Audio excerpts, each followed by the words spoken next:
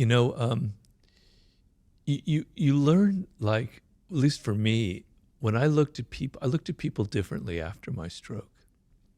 I had more empathy for them. I'm normally an empathetic person, but I was looking at people in the pandemic who got long COVID, who were having strokes or were having terrible circumstances, or when I look at people who were disabled, because I'm essentially disabled now, I understand them. And also the other thing is when I look at people who are really poor, who are struggling in life, they feel really dependent and helpless. I felt that physically. I don't feel that materially because I don't have that problem anymore, thank God. But I have more empathy. I understand it, not in an intellectual way, but in a visceral, physical way.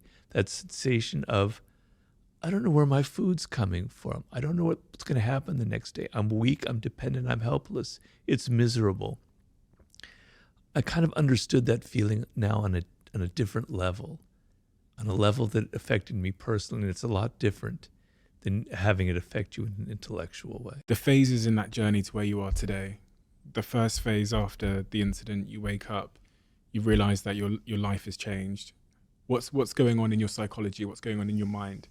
You talked about helplessness and depression. Well, to be honest with you, what happened to me was right afterwards, there was a level of delusion in my mind. I kept thinking, well, in 3 months, I'll be back at it. In 6 months, I'll be swimming. In a year, I'll be hiking again. I wasn't aware of how hard the process was. And then 6 months, 8 months, a year down the road, as I realized I was wrong, that's when the depression set in. That's when it really started hitting me.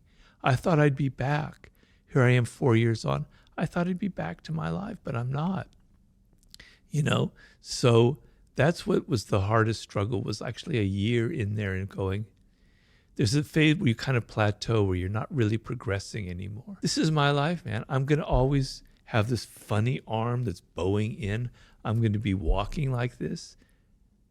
I never expected this in my life. So I've had to deal with that, and I've had to kind of find a way to not let it get me down, to find other pleasures and joys in life, etc., which I have.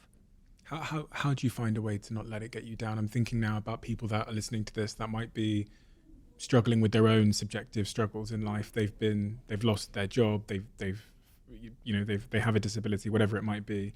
What are the successful strategies you've deployed to try and keep that peace of mind?